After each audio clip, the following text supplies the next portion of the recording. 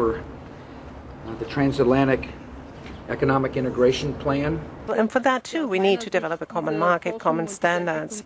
So this is indeed a very important agreement, and an agreement that also brings with it a transatlantic economic council to be a permanent body with senior people on both sides of the Atlantic that will look at all those issues in a concrete manner, in which way we can make it move forward. The BBC reported that the US and EU had agreed on a single market. By announcing a new economic community integration, they were simply repeating what had been done in America and the EU on a larger scale. The accord states that the two blocs will aggressively push regulatory convergence in more than 35 areas, from financial services, intellectual property, military, education, mergers and acquisitions. They also agreed to jointly push a global carbon tax. We recognize that we have a problem with greenhouse gases. We agree there is a global threat, it's a serious threat. We agree there is the need to establish a limit to greenhouse gases. We need to discuss the possible pricing of CO2. How can we translate this into a market economic compatible scheme? We have agreed to establish a high-level group, a forum.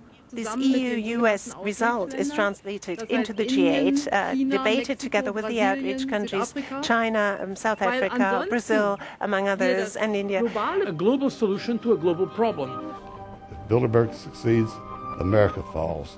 All the victimized countries lose their sovereignty. Bilderberg is not a person, it's not an idea, it's an ideal, a very powerful group of people working together and from the positions of ultimate and absolute power, destroying every constitution on earth, no matter how powerful the constitution of the nation is. That's what these people do. The African Union arose out of the African Economic Community, set up in the early 1980s. The African Union is financed by a consortium of international bodies, governments, and corporations. The African Union Army serves as an enforcement arm for the New World Order's exploitation of Africa. In Asia, APEC and ASEAN have announced plans to form the Asian Union, consisting of Asian and Pacific nations, having more than 3 billion people within its borders. APEC will become the Asian Pacific Union, and the world is to be divided into 3 great regions for the administrative convenience of the world government in which the UN is to evolve. As the unions form individually, they are simultaneously merged to form the first planetary government. They're trying to destroy every nation on earth which is trying to promote progress, because these people basically they are landowners. They don't need progress because they control the land. If you take the most powerful man in London, the people who belong to the Council and the Committee of 300, who belong to the Bilderbergers, the British royalty, the Guelphs, the black nobility of Venice and Genoa, these people they're landowners. The New World Order is the Old World Order. I mean, it's just the names have changed, the appearances have changed, but the concept hasn't changed. The idea is still to bring the men back, kicking and screaming back to the Middle Ages, post-industrial age world order. One of the things that is very shocking to most Americans is the fact that the United Nations Global Biodiversity Assessment, which came out in 1995, clearly shows that in order to protect planet Earth, we have to go back to a feudal system. They actually said that in the document. To craft a modern feudal society, the globalists are implementing a standardized North American Union ID card to track, trace, and control their serfs as they travel throughout the 3 regions of the NAU. Building on the massive displacement of humanity caused by globalization, the New World Order is rapidly constructing the physical infrastructure of the North American Union, the NAFTA Superhighway Control Grid. I'm Arthur Peterson, Colonel retired in the Army. I see things today that are happening that would make my friend who died in World War II turn over in their grave. To think that people would even consider confiscating land of farmers and ranchers and taking their homes away from them, to turn it over to a foreign company in Spain, which was controlled by Don Carlos, I understand, a notorious socialist, and they get the tolls on Texas land for 50 years. The proposed Trans-Texas corridor would be a patchwork of superhighways and railroads stretching 4,000 miles from the border of Mexico, cutting through Texas to Oklahoma. A lease has been signed that would make Texas Highway 121 a toll road. A private Spanish company won the bid to build and collect the tolls for the next 50 years. These deals with private companies are being negotiated largely in secret, and many state lawmakers are worried taxpayers are being sold down the road. Critics say it's a threat to our national security. It's part of a plan for a North American integration being carried out by government and corporate elites without congressional or voter approval.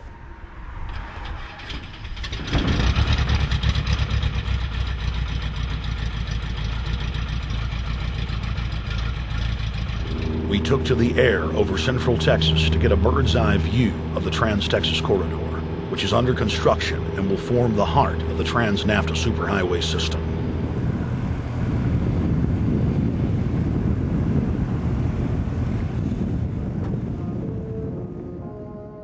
History repeats itself. 2,000 years ago, all roads led to Rome.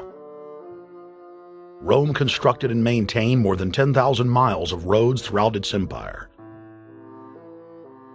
The roads were used to project Roman military power, to control commerce, and to bind the nations and peoples they ruled. Rome also demanded tribute. Roman subjects from Albion to Judea were forced to pay a tax to use the roads. The Romans would then use the tax to dominate their subjects. Today's superhighways are a powerful tool in the globalist arsenal. They are instrumental in tearing down national borders and merging nation-states into larger confederations. Foreign governments and corporations are predatorily seizing infrastructure across North America, but nowhere has their attack been greater than in Texas. Texas is the front line. Over 8,000 miles of existing roads and land are being handed over to government-backed foreign companies. Foreign companies buy the legislators, who then turn over complete control to the same foreigners who finance their campaigns. Government power is then illegally transferred to unelected quasi-governmental regional boards that circumvent local governments and the will of the people. The next stage of this world government plan is to have a transportation control, and that is called the NAFTA superhighway, or in Texas called the Trans-Texas Corridor. It confiscates 584,000 acres of land to be transferred into control of a Spanish company which will collect tolls in Texas for the next 50 years, and there's no limit in the amount of tolls that can be collected. More than 80 federal and state highways have been designated as international arteries. The I-35 NAFTA corridor starts deep inside Mexico and travels through the middle of the United States and ends in central Canada. Container ships from Asia dump their cargo on the Pacific side of Mexico. It then travels duty-free by rail to the new Kansas City inland port, now considered sovereign soil of Mexico, in the heart of the United States. Under international agreements, predominantly foreign companies are placing tolls on already existing paid-for roads. Federal, state, and corporate documents show that they will then use the revenue raised to build up the transportation infrastructure of Mexico, not the United States or Canada, so foreign-made products can pour in even faster from Mexico. Revenues raised will also be used to fund the fledgling North American Union and its growing bureaucracy. Bottom line, they're using our own money to enslave us.